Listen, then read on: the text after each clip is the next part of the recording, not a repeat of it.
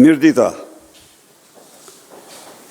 jam këtu për të denuar me forcën më të madhe terrorin e narkoqeverisë mbi mediat, imponimin e saj për censurimin e zhvillimit më flagrant e denoncimit më flagrant të lidhjes së kreut organizatës kriminale Edi Rama me bursën botërore të drogave, me Arubën, me takimin qeveritar famëzi të zhvilluar në Aruba, duke shpreh një mirënjohje të pakufishme për antimafjen italiane, e cila gjeti mënyrat për të informuar publikun shqiptar se kryeministri i vendit mban lidhje qeveritare me grupet më të fuqishme të trafikut të drogës shqiptare, venezueliane, se Big Brother në Aruba është Venezuela.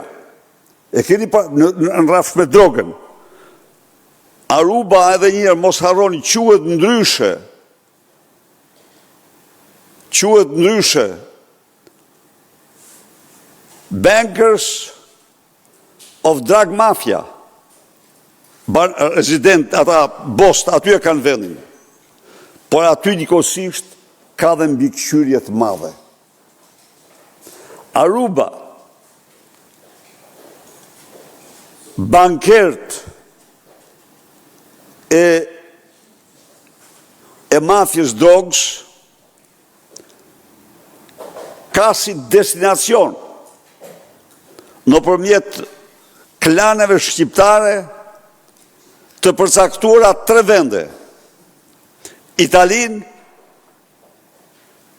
vendet e Beneluxit dhe Spanjen.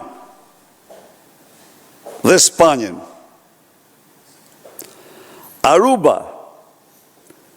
charteri për në Aruba, ku thuhet, por nuk mund të them 100%, edhe njerë, por mjaft dokumenta, mjaft zëra janë se delegacionin e ka kryesuar vetë Edi Rama.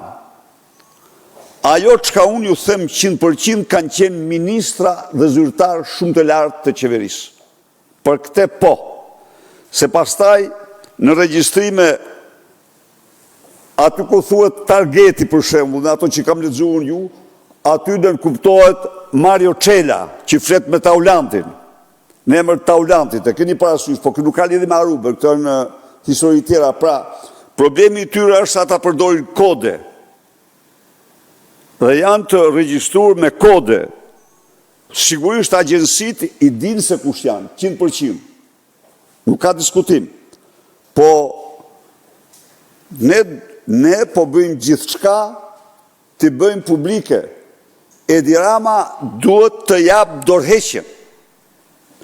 Duhet të jap dorëheqjen si person i rrezikshëm, si bashkëpunëtor i organizatave të narkoterrorizmit ndërkombëtar.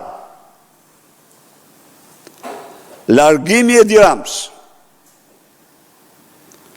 është rruga e vetme për shpëtimin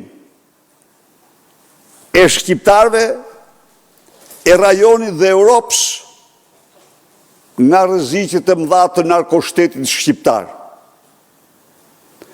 Edi Rama mendon se do ta kapërcej Arubën.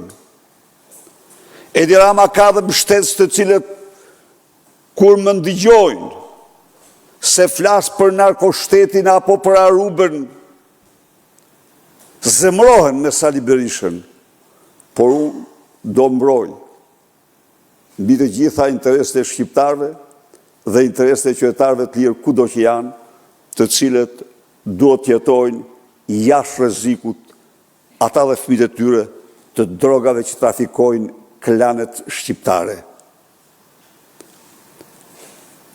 Charteri është nisur nga Tirana. Unë do informoj ju se duke falënderuar shumë gazetarin italian dhe antimafjen që i ka bërë të disponueshme regjistrimet e këtij takimi, ne po hetojmë dhe çdo informacion që të mbledhim, ne do e paraqesim para jush. Ne do e paraqesim para jush. Dhe para shqiptarëve dhe para botës.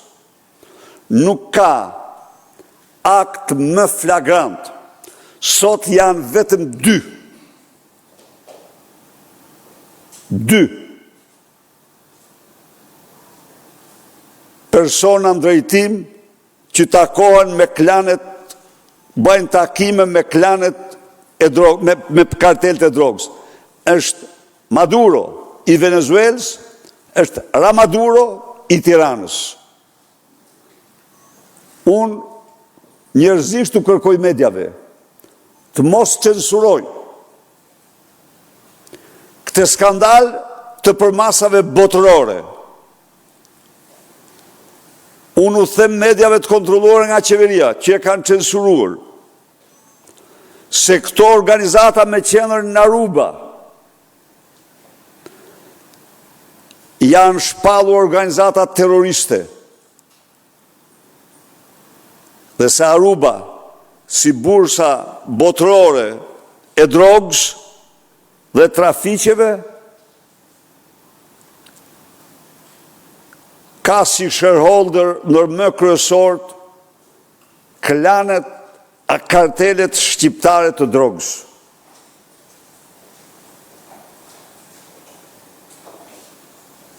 Pra, në 30 vite të fundit pas Noriegës,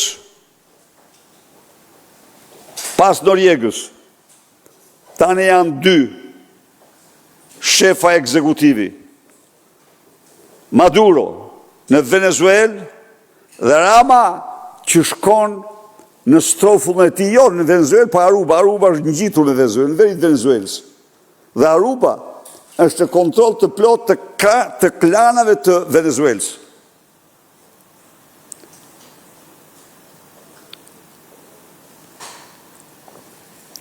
Ju informoj gjithashtu se në Aruba